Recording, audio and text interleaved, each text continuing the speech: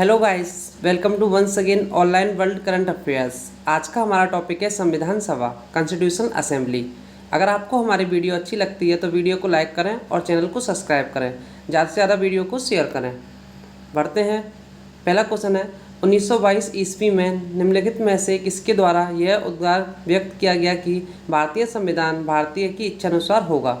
Option A Mahatma Gandhi, option B Motilal Nehru, option C Gopal Krishna Gokhale, option D Bal Gangadhar तिलक। तो इसका सही आंसर है महात्मा गांधी। आगे बढ़ते हैं। क्वेश्चन नंबर 2, 1924 ईस्वी में किसके द्वारा ब्रिटिश सरकार से यह मांग की गई कि भारतीय संविधान के निर्माण के लिए संविधान सभा का गठन किया जाए? एम.एन. रॉय, महात्मा गांधी, मोतीलाल नेहरू, गोपाल कृष्ण गोखले। तो इसका सही आंसर है मोतीलाल नेहरू। आगे बढ़ते हैं। संविधान सभा के विचार का औपचारिक रूप से प्रतिपादन किसके द्वारा किया गया? एम.एन. रॉय, महात्मा गांधी, मोतीलाल नेहरू, गोपाल कृष्ण गोखले। तो इसका सही आंसर है एम.एन. रॉय। आगे बढ़ते हैं। संविधान सभा को किसने मूर्त रूप प्रदान किया? एम.एन. रॉय, महात्मा गांधी, जवाहरलाल नेहरू या फिर मोतीलाल नेहरू। तो इसका सही आंसर है जवाहरलाल नेहरू। आगे बढ़ते हैं। कांग्रेस ने किस वर्ष किसी प्रकार के बाह्य हस्तक्षेप के बिना भारतीय जनता द्वारा संविधान के निर्माण की मांग को लेकर प्रस्ताव पारित किया था? Option A 1928, option B 1931, option C 1936, option D 1942। तो इसका सही आंसर है ऑप्शन सी 1936। आगे बढ़ते हैं। 1938 किस व्यक्ति ने व्यक्ति मताधिकार के आधार पर संविधान सभा के गठन की मांग की? आपके ऑप्शन हैं M.N.. Roy, Mahatma Gandhi, Jawaharlal Nehru, Motilal Nehru.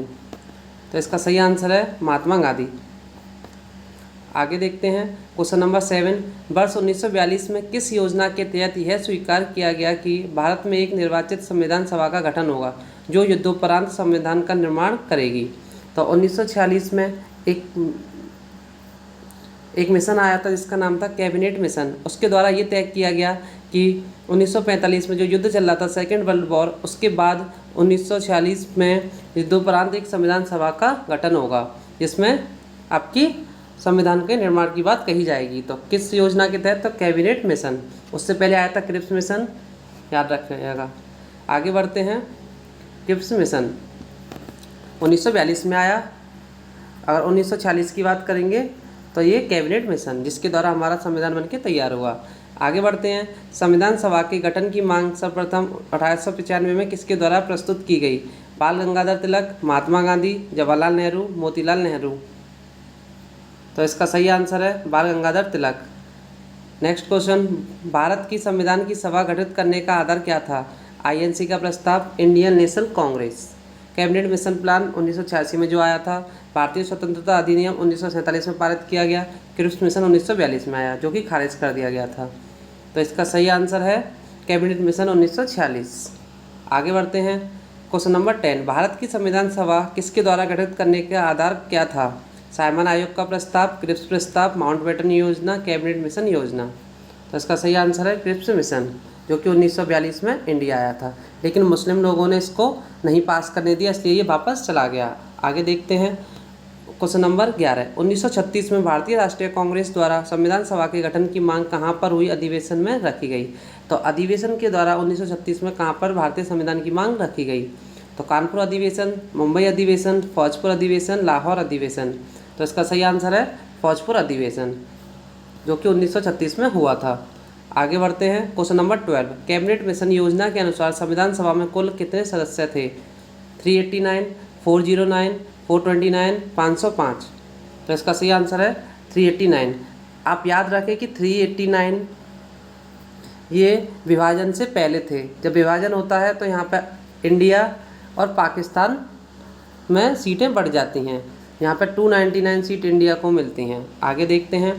Question number 13, प्रस्तावित मूल संविधान में कुल सदस्यों का विभाजन किस प्रकार होना निश्चित हुआ था? ब्रिटिश प्रांतों के 292 प्रतिनिधि, देसी रियासत ईरो के 93 प्रतिनिधि, मुख्य कमिश्नरी क्षेत्र के 4 प्रतिनिधि, उपयुक्त सभी। तो इसका आंसर है उपयुक्त सभी, तो उस टाइम पर।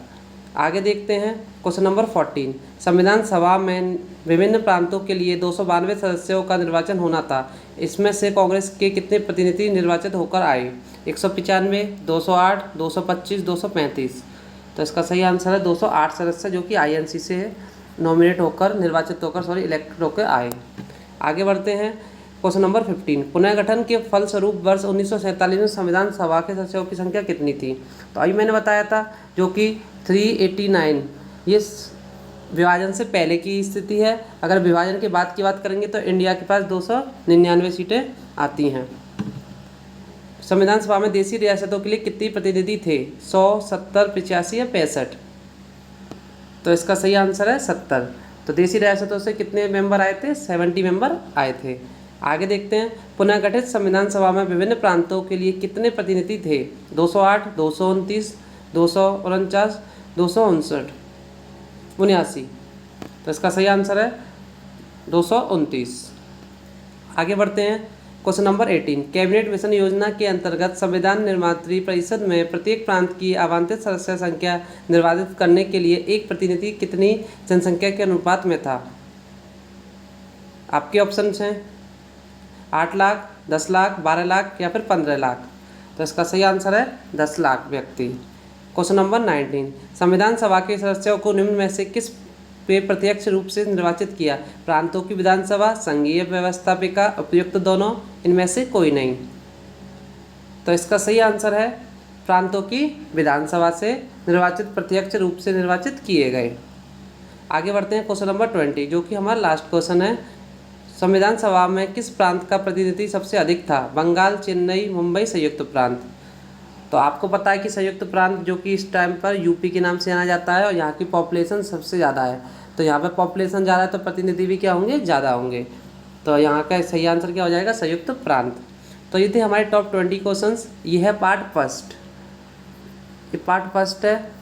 इसके बाद अभी नेक्स्ट डे पार्ट सेकंड आएगा, तो उसको भी देखना ना भूलें और वीडियो को ज़्यादा से ज़्यादा शेयर करें, चैनल को सब्सक्राइब करें। और हमारी नेक्स्ट वीडियो आती है सुबह करंट अफेयर्स की, तो उसको देखना ना भूलें।